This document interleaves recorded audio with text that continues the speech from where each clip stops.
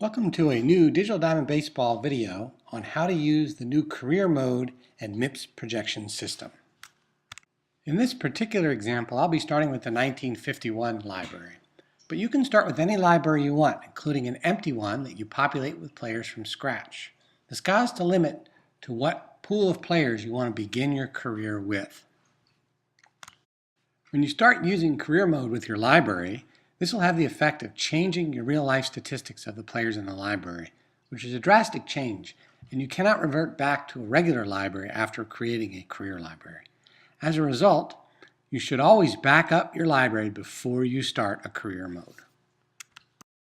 Because we're starting with a library that has as-played lineups and real-life transactions, there are duplicate player records, and some players are beginning the season on the inactive because they're not on the opening day roster. In addition, each time we restart the season, players will become inactive again as the opening day rosters are restored. So we're going to need to activate all players and then go to the opening day rosters and move all players onto an opening day roster. Again, because we started with the 1951 season that has as-played lineups and real-life transactions, we're going to have players with duplicate records, players that played on more than one team during the season and are becoming active and inactive as the transactions are executed. It's not good to have duplicate players' records when you're not using as-played lineups, which we won't be using in a career because our future games never happen. There are no as-played lineups. So we need to get rid of these duplicate players. As you can see here in the Browse Real Life Stats pane, you can actually view these duplicate players by grouping the players and expanding the player nodes. Okay, in order to get rid of those duplicate records, we're going to run a draft, allowing us to select a whole new range of teams from our free agent pool. To do this, we're going to click on the Start New Draft button and choose to combine duplicate players and have them all placed on the free agent pool. Once this is done, we can configure our Start Draft options. And we're going to go with 40 rounds, and let's snake the order so that you switch from first to last pick each round, and we're ready to roll.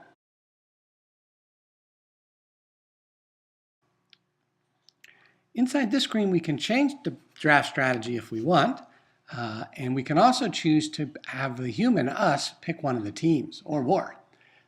I'm going to have the computer pick all of the players in this round, and I'm not going to play around with the draft strategies. But this is usually most fun if you take control of a team, draft it, and manage it throughout the whole career. I highly recommend that. It's time consuming, but it's a great amount of fun. In fact, this career mode can give you thousands of hours of enjoyment. So in your case, you're probably going to want a human pick one of these teams, but I'm going to let it go through with computer to save some time and trouble here. To start the draft, we just click on Draft Players, and we're going to choose to draft until the whole draft ends. So this is going to go through all the picks. I won't wait around for this. We'll fast forward through this. It is now complete, and we're ready to move on. Okay, the next step is to create a new season, which is a brand new schedule of 162 games in order to play the first year in our career. Once the schedule is generated, we can take a look at the Play tab, and sure enough, there it is. The next thing you're probably going to want to do is remove all of the transactions in your library. That's because we no longer have as-played lineups, so there's no reason to have transactions. This is an optional step, but it's a good thing to do just in case you make a mistake later when you play the games and try and play them with transactions. Okay, now that we have all brand new teams, we need to generate the team profiles so that they're managed properly. We're going to want to do this for all the teams except for the one or two that you're going to play manually, if you choose to do that. So you can generate all the teams and then go and generate just yours to match your preferences for managing the team. This is important because remember, the way you manage your team has an effect on how these players progress. The MIPS projection algorithm will take into account how they play each season, and you as the manager have a lot of control over that. So you can start grooming your players in order to produce the most productive team. Okay, that was a lot of prep work, but we're finally ready to start playing some games. All that stuff we just did in the beginning, you really just need to do to prepare your library for career mode. From this point on, we're just going to be simming games and advancing careers. When you do this, you're probably going to want to play a particular team's games rather than fast playing. That makes it much more fun because, again, your managerial decisions day to day can have an impact on how a player ages from season to season. When you fast play, you miss out on all that fun. I'm going to fast play here because I don't have time to play every game of the season.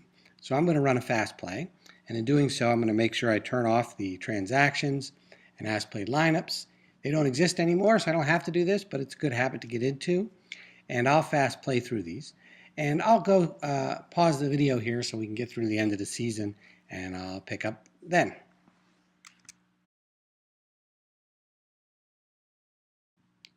Okay, we're back and the season's over. And what you're probably going to do at this point is check out all the reports, see what happened, how your team did.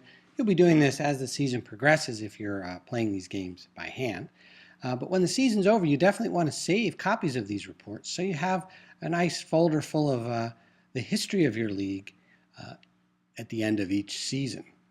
You can also take a peek at the career stats, which will stick around throughout the life of the library. And if you group these, you can start to look at the player's careers season by season. For example, here's the career for the 2014 season for Cal Abrams. I should mention here that he is not aged yet. He's still just 26. But when we run the aging algorithm in a bit, we're going to find him a 1 year older. In addition, the sim number here is the year in which the career took place. And when I created the schedule, I probably should have chose 1951, so the next year is 1952 and so on. But I didn't. I forgot that step. So my career is starting in 2014, and when I age this player, the next season we play will be 2015 and so on.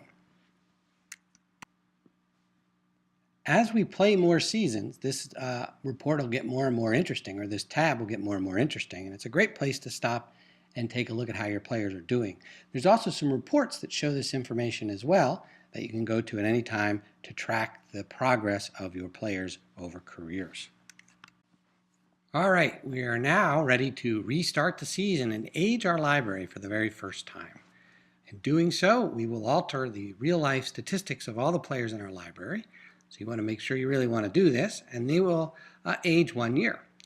I have an opportunity to back up the library before I do this, which is a good thing to get used to doing. It'll allow you to come back to this at any point in time throughout your career by just restoring any one of these backups. In this case, I'll call it before the first aging.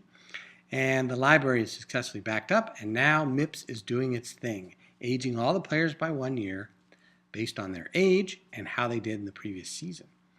You can see now there are 3 players that have retired at the end of the season, and there's an opportunity to save those players in a text file, so I have a record of who retired and when. At this point, my entire library has been aged, and now the season will be reset and ready to play again.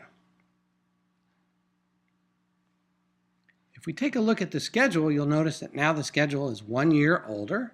The games now start on 2015.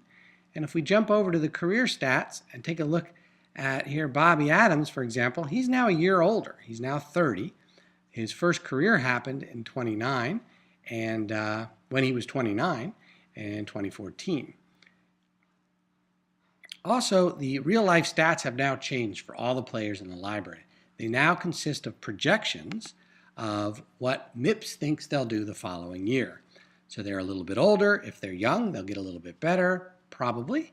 And if they're old, they'll get a little worse, probably. And in addition, how they age is also determined based on how they did in the previous season. If you didn't play them very much, they're not going to get any better. You have to play your players to develop them. If you played them only against really good pitchers, well, then they're going to struggle a little bit when they're aged because they didn't do real well in the season. If you stole a lot of bases with them, they might turn into stolen base stealers, and so on. The MIPS algorithm is really quite intelligent, and it takes care of the aging based on all those factors, which makes it a lot of fun. Another thing that makes career libraries fun is at the end of each season, you probably want to replenish your rosters because players are retiring. So you want an influx of young players to pick and add to your roster as the older players retire. The Generate Players dialog box is a great way to do this. You can pick which library you want to pull players from. In this case, I'll choose 1967. So all the young players that come into my library will come from 1967. You can pick more than one library here. You can pick any library you happen to have installed. A tremendous amount of flexibility about how you want to pull players from the minor league system, so to speak. On the left-hand side, you pick your player distribution. We only had 3 players retire, so one round of drafting is more than enough. It'll give every team a player, even though some didn't lose anyone. And you can choose how to do this however you like, how many players you want to pull and so on. I'm going to adjust the player count so that I have at least one player come over in each position. I'm also going to set the maximum age to 27 or younger so that I'm only getting young players. And I also have a choice of whether or not I want to use random names, in other words, bringing fictional players out of the minor league system, or pull in young players that actually played in real life. This will generate the players and place them on the free agent pool so that we can run a draft to replenish our rosters. If we jump over here to the Browse Real Life Stats tab, we can now look at the free agent teams and we can see the players that came over from our player generation. Okay, it's now time to run a new draft. Before I do that, let me just show you the previous draft is saved, which is a new feature in version 4. But we're going to create a new draft here over the old one. And this draft will be to replenish our rosters. I'm going to have the computer pick all of the players here, but you would pick your team and pick a new free agent or a new person from the minor league, so to speak, to add to your roster. We're only doing one round, and we'll run this round to the end. And again, you would manually pick your teams here, but the computer's going to do it all for me. And now all my teams have a new player. All right, with the draft done, we now have to redo our team profiles. The computer needs to redo its, and you would redo yours by hand. I'll generate them all manually or automatically here, but you would want to run just yours by hand and the others automatically. And we're ready to start a new season. At this point, we are going to just repeat this process over and over again. Play the season, either fast play it or manually play your team's games. At the end of the season, players retire. You age your players. Players retire. You run a draft to replenish your rosters, generate your team profiles, and play another season over and over and over again. And hopefully your team's getting better or staying good, and you're watching your young players evolve and perform better and better each season. You know when to give the older guys a rest and let the younger ones play, and so on. This is a really fun feature. You can have a lot of fun and play hours and hours and hours, many different ways with this. If you have any questions, let us know. I hope this video was helpful. Enjoy career mode and the new MIPS projection algorithm.